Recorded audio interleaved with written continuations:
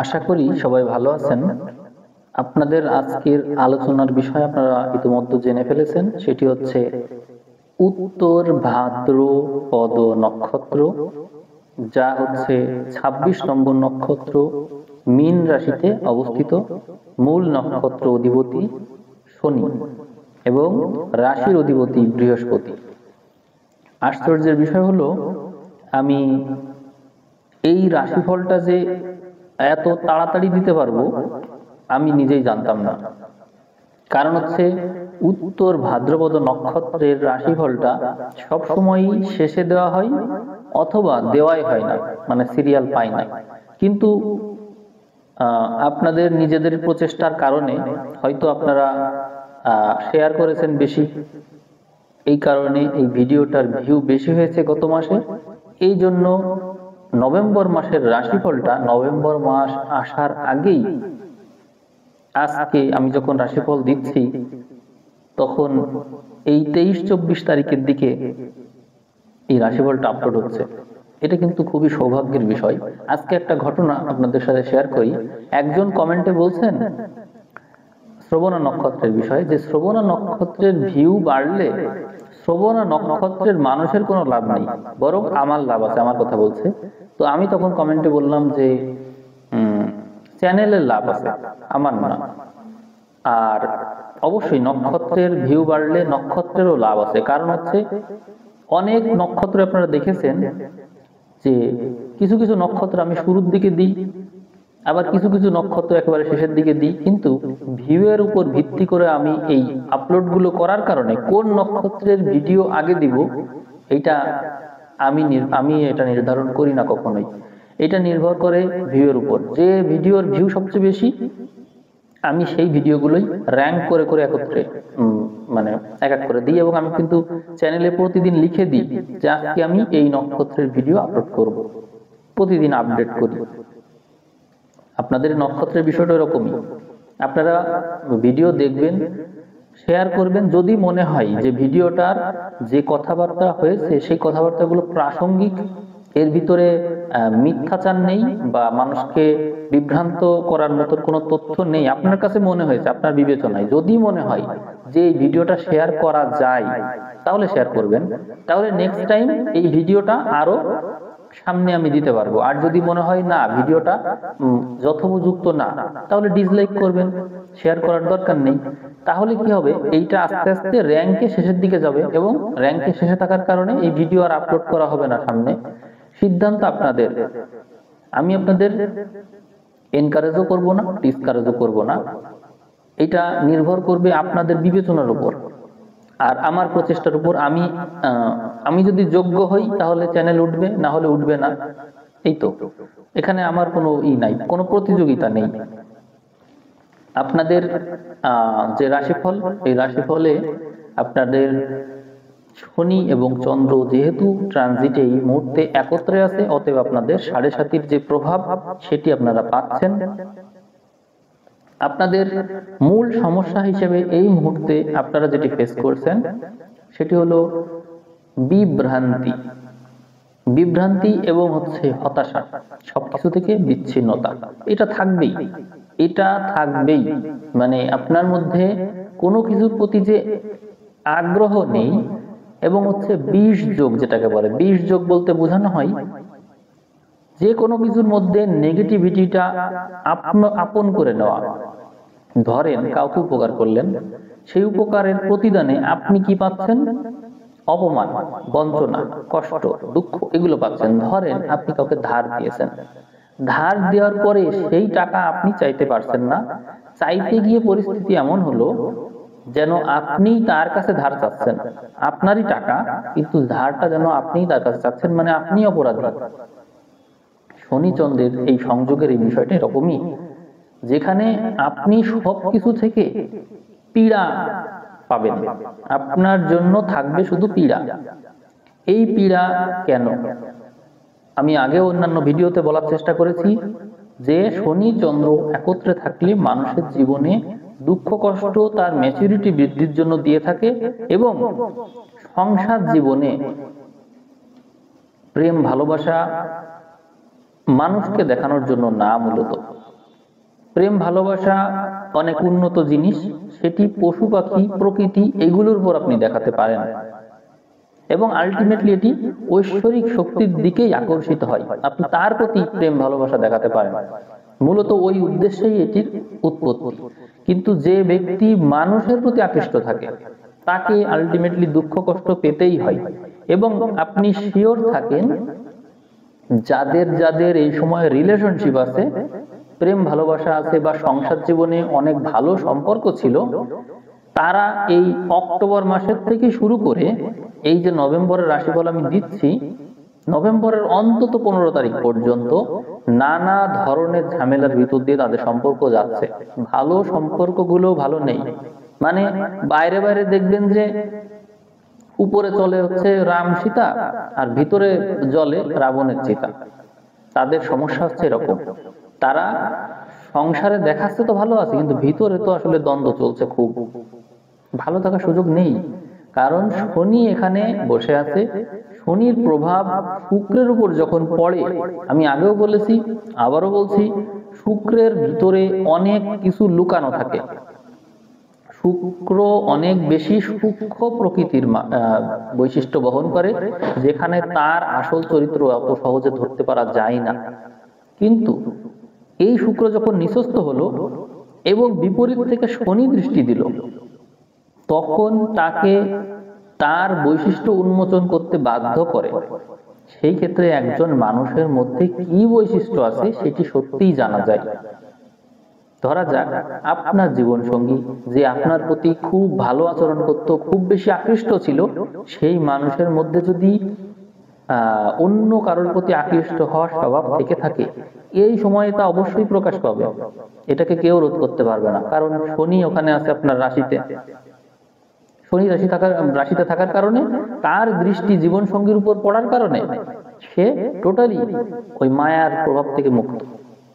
তখন সে আসলেই কি সেটা আপনি জানতে পারছেন।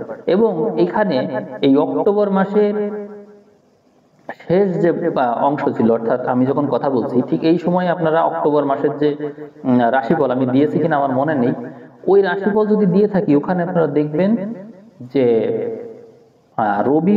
রবির প্রভাবটা ওই আপনার জীবন সঙ্গীর ঘর অর্থাৎ কন্যাতে গিয়ে পড়ছে। তো সেই ক্ষেত্রে রবির প্রভাব ওই সপ্তমে আসার কারণে জীবন সঙ্গীর উপর রবির যে প্রকাশ সেটা পড়ছে। এবং আপনারা জানেন রবির বিপরীতে যে গ্রহ আসে তার শক্তি বেড়ে যায়, তখন শনির শক্তি অনেক বেড়ে যাচ্ছে, তখন শনি কিন্তু সর্বে সর্বা হয়ে যাচ্ছে এই চকে। তখন আপনার রাশির যে চন্দ্র সেও রবির বল পাচ্ছে, অর্থাৎ অক্টোবর মাসের এই যে শেষ ভাগ, এই সময়ে আপনার জীবনে টোটালি ওলট পালট করার মতন ঘটনা রয়েছে টোটালি।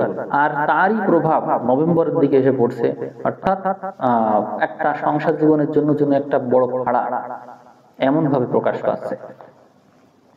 এখানে আমি অন্যান্য ঘরগুলো যদি দেখি, তাহলে চন্দ্র সাপেক্ষে, যেহেতু শনি চন্দ্রের সাথেই আছে আপনার রাশিতে, চন্দ্র সাপেক্ষে কিছু কিছু ঘর নেগেটিভ এবং কিছু সময় নেগেটিভ। আপনাকে সেইগুলো সম্পর্কে আমি প্রথমে আইডেন্টিফাই করেছি, এখনই জানিয়ে দিই, নাহলে মনে থাকবে না।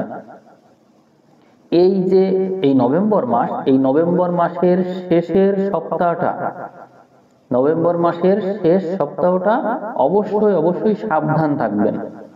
আপনার যত রকমের বিপদ আপদ আছে এইগুলো এই শেষের সপ্তাহে রয়েছে, অবশ্যই সাবধান। আর আরো কয়েকটা আমি দিন বলবো আপনাকে, 15, 16 এবং 17, 15, 16 এবং 17 তারিখ, এই 3টা দিনে সাবধান থাকবেন। তাহলে আমি কয়েকটা দিন কিন্তু বলেছি, সে ওই সপ্তাহ আর এই 3টা দিন, এই 10 দিন মতো আপনাকে খুব বেশি সাবধান থাকতে হবে। যত রকমের বিপদ আপদ ম্যাক্সিমাম এই সময় আপনার উপরে অ্যাটাক করবে, সাবধান থাকবেন। এখন আমি ওভারঅল কিছু বলবো যেগুলো মেজর প্ল্যানেট আছে, যেমন বৃহস্পতির কথা বলা যায়।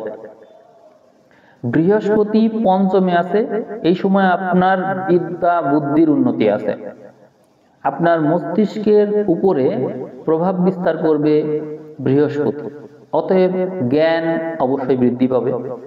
আসলে জ্ঞান বলতে কিন্তু ইনফরমেশন বোঝাই না, ইনফরমেশন তো জ্ঞান না। জ্ঞান আসলে কি? জ্ঞান হচ্ছে যে কোনো কিছু সার, মানে সংক্ষিপ্ত। জ্ঞান সবসময় সংক্ষিপ্ত হয়। যেমন আপনি বলতে পারেন, সারাদিন আপনি কোন একটা ঘটনার ভিতর দিয়ে গেলেন, যাওয়ার পরে আপনি অপেক্ষা করছেন অপেক্ষা করছেন অপেক্ষা করছেন, করতে করতে আপনার মনে হলো যে না, এরকম অপেক্ষা করে কাজ হবে না, আমাকে সাহস দেখিয়ে গিয়ে কথা বলতে হবে, এত অপেক্ষা আমি করতে পারবো না। সাহস দেখিয়ে গিয়ে কথা বললেন, সমস্যার সমাধান হলো, আপনি চলে আসলেন। তখন আপনার মনে হলো সাহস সময়কে বাঁচাই, সাহস প্রদর্শন সময়কে বাঁচাই, এই যে 3-4টা কথা এবং এইটা একটা উক্তি, এটা হচ্ছে জ্ঞান। অর্থাৎ সারাদিন ধরে আপনি ওখানে অবস্থান করে যে ঘটনা ঘটলো তারই সার কথা আপনি একটা লাইনে বলেন, এই হচ্ছে জ্ঞান। তো জ্ঞান ওকে বিশ্লেষণ করা যায়, ওকে বিশ্লেষণ করে এক্সপ্লেনেশনের মাধ্যমে অনেক বড় করা যায়, অনেক ভেরিয়েশন নিয়ে আসা যায়। তো আপনার জীবনে জ্ঞানের প্রয়োজন রয়েছে। এখন এই জ্ঞানটা জীবনে ঘটনা না ঘটলে তো আর এটা এক্সপেরিয়েন্স করা সম্ভব না। কিন্তু কিছু মানুষ মেডিটেশনের মাধ্যমে ওই নলেজ গুলো নিজের ভিতরে গ্যাদার করে।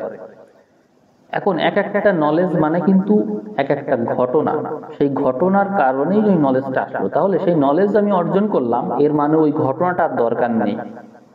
বুঝতে পেরেছেন তো? আমার লাইফে একটা ঘটনা ঘটলো, তারপরে তো আমি একটা নলেজ পাই, কিন্তু আমি নলেজটাই যখন পেয়ে গেলাম তখন ঘটনার দরকার হচ্ছে না। এই কারণে যদি আপনি নলেজের দিকে ফোকাস করেন তাহলে আর ঘটনার কোনো প্রয়োজন নেই। অতএব শনি আপনার রাশিতেই রয়েছে। শনি সবসময় আপনার লাইফে প্রতিকূল পরিস্থিতি এনে আপনাকে ঘটনাবহুল জীবন প্রদান করবে এবং সেখান থেকে আপনি নলেজ অবশ্যই অর্জন করবেন। কারণ শনি রাশিতে আছে আর আপনি কিছু অর্জন করেননি, সেটা তো হতে পারে না। তাহলে আপনাকে মূলত নলেজের দিকে ফোকাস করা উচিত না, নলেজ অর্জন করেন, দেখবেন আপনার অনেক সমস্যার সমাধান হয়ে গেল। কারণ শনি হচ্ছে ন্যায় পরায়ণতার প্রতীক, সবসময় ন্যায় করায়। আর যেহেতু বৃহস্পতি তুঙ্গি অবস্থায় আপনারই পঞ্চম ঘরে আছে এবং পঞ্চম ঘর থেকে আপনারই রাশির উপর দৃষ্টি দিয়ে রেখেছে এবং ওই ঘরটা বৃহস্পতির নিজের ঘর, বৃহস্পতি আছেও নিজেরই নক্ষত্রে, তাহলে বৃহস্পতির পাওয়ার কিন্তু বেড়েছে। তাহলে এই সময়ে আপনার জন্য কোনো পাথর সাজেশন না, জাস্ট নলেজ। নলেজ এখন এই নলেজ কি হতে পারে? আপনি গীতা পড়তে পারেন, আপনি মহাভারত দেখতে পারেন, আপনি এই চ্যানেলের জ্ঞানবাণী বই আছে, বইটাকে আমি তো বারবারই বলি, ওই বইটা আপনি সংগ্রহ করে পড়তে পারেন। তারপরে এরকম অনেক বই আছে যে বইগুলো আসলে নলেজকে নির্দেশ করে। নলেজ কিন্তু ইনফরমেশন না, পেপার পত্রিকা দিয়ে কাজ হবে না, কিন্তু নলেজ সরাসরি। যেমন ধ্যান যোগে রোগ আরোগ্য, কিরমনিবাস বই, এই যেগুলো নলেজকে নির্দেশ করে, যা আপনার জীবনকে রক্ষা করতে পারে। এরকম কিছু যদি আপনি অর্জন করেন, দেখবেন আপনি কতটা বেশি ইনভেস্ট হচ্ছেন, এটা আপনাকে খুব হেল্প করবে।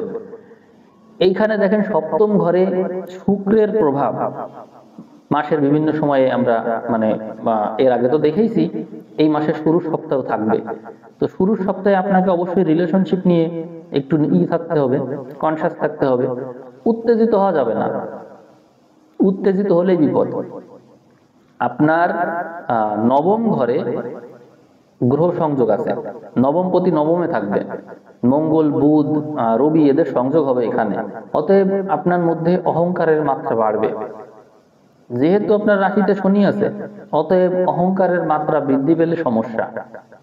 মাসের বিশেষ করে শুরুর সপ্তাহে খুব সাবধান, এমন কোনো কথা জীবন সঙ্গীকে বলবেন না যার কারণে সংসারই ভেঙে যায়, খুব সাবধান। আর মাসের শেষ সপ্তাহে এমন কোনো কথা বলবেন না যার কারণে পিতার সাথে সম্পর্ক ভেঙে যায়, এই সম্ভাবনা আছে কিন্তু। আচ্ছা, এইবার চাকরি বাকরির বিষয়ে অনেকে জানতে চাই। পঞ্চমে বৃহস্পতি আছে, ষষ্ঠ ঘরে কেতু আছে। অতএব যে কোনো কাজে একাগ্রতার সাথে যদি জ্ঞান অর্জন করেন এবং ওই জ্ঞান যদি আপনার রক্তের সাথে মিশে যায়, অর্থাৎ হৃদয়ঙ্গম করা যেটাকে বলে, আসলে আমি জিনিসটা শিখলাম আগ্রহ নিয়ে, দেখবেন ওইটা আপনাকে খুব হেল্প করবে, কাজে লাগবে। এবং এই সময় বড় চাকরির যোগ রয়েছে। নবম ঘরে গ্রহ যুক্ত হচ্ছে। এই যে নভেম্বর মাস, নভেম্বর মাসের নভেম্বর মাসের থেকে আমরা যত সামনের দিকে এগোবো ততই আপনার কর্মক্ষেত্রটা শুভ হয়ে উঠবে। এমনিতেই এই ক্ষেত্রটা শুভ রয়েছে, নভেম্বর মাসের 15 তারিখ থেকেই এই কর্মক্ষেত্র অনেক বেশি শুভ হয়ে গেল।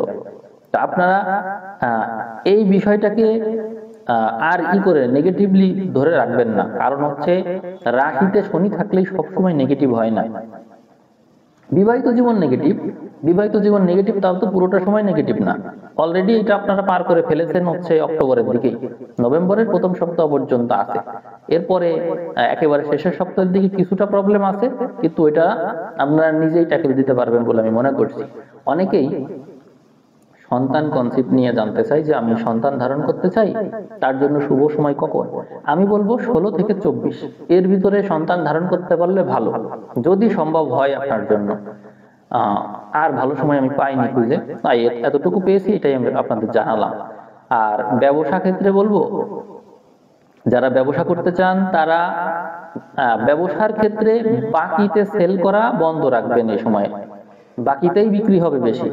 অনেকেই আপনাকে কনভিন্স করবে করে মানে বাকিতে নিতে চাইবে, বিশেষ করে যারা বিলাস দ্রব্য, বিশেষ করে স্বর্ণ বা অলংকার আদি বিষয়ে যারা আছেন, তারা এই নভেম্বর মাসের শুরুর সপ্তাহের দিকে এই বিষয়ে মানে বাকিতে সেলের বিষয়টাকে ইনস্টিগেট করার চেষ্টা করবে। ওই বিষয়ে না থামলে পরে ওই টাকা উদ্ধার করা মুশকিল কাজ হতে পারে, কারণ এর পরেই ওই গ্রহ অষ্টমে চলে যাবে, ওই টাকা উদ্ধার করা মুশকিল হবে। এবং এরপরে ওই গ্রহ চলে যাবে নবমে বটে, কিন্তু ওখানে থাকবে তারই বিপরীতধর্মী গ্রহ তার সাথে, অতএব ওখানেও মুশকিল হবে। তাই সাবধান, ধার দেওয়া থেকে সাবধান। আপনাদের এই যে মূল অধিপতি, এইটার সাপেক্ষে রাজযোগকারী গ্রহ হচ্ছে বুধ এবং বৃহস্পতি। বৃহস্পতি পঞ্চমে আছে, আর বুধ তার ঘর সাপেক্ষে তৃতীয় ঘর পড়ে এবং আপনার রাশি সাপেক্ষে নবম ঘরে পড়ে। অতএব এই ঘরটা অত্যন্ত শুভ, যেখানে বৃহস্পতিরও দৃষ্টি রয়েছে। এই জন্য রাজযোগকারী গ্রহরা একে অন্যের সাথে সংযোগ স্থাপন করতে পেরে অত্যন্ত বেশি প্রভাবিত হয়েছে, উন্নতির দিকে আপনাকে যাত্রা করাতে পারবে। এই গ্রহগুলো এমন একটা পজিশনে এখন আছে যেটা আপনার জন্য আইটি রিলেটেড কাজের জন্য খুব ভালো, কম্পিউটার রিলেটেড কাজের জন্য খুব ভালো। যারা সায়েন্স ব্যাকগ্রাউন্ডে আছে তাদের জন্য খুবই ভালো সময়ের দিকে আপনারা যাচ্ছেন। যদি কারো এই বিষয়ে থাকে, এক্সিলেন্সি থাকে, তাহলে আমি বলবো আপনারা এই বিষয়ে একটু বেশি করে স্টাডি করুন, এগিয়ে যান, ভালো করবেন। আপনাদের দ্বাদশ ঘরে রাহু আছে। এই রাহু আপনাদের মধ্যে অস্থিরতা সৃষ্টি করার চেষ্টা করবে। কোনো জায়গায় স্থির না হয়ে চলাচল করতে চাওয়া, ভ্রমণ করা, বিভিন্ন জায়গায় ঘুরে বেড়ানো, এইগুলো করে এই সময়টা নষ্ট করাতে পারে, এই সম্ভাবনা বেশি। আপনারা চেষ্টা করবেন এই সময় একটু নিজেকে নিয়ন্ত্রণ করার। রবি নিঃস্ব থাকছে আর রাহু তার উপর দৃষ্টি রাখছে, অতএব রবির অবস্থা কিন্তু খারাপ। এই রবি ষষ্ঠপতি আপনার, যা আপনাকে সংগ্রাম সংঘর্ষ করাবে, বিপদ আপদের দিকে ঠেলতে পারে।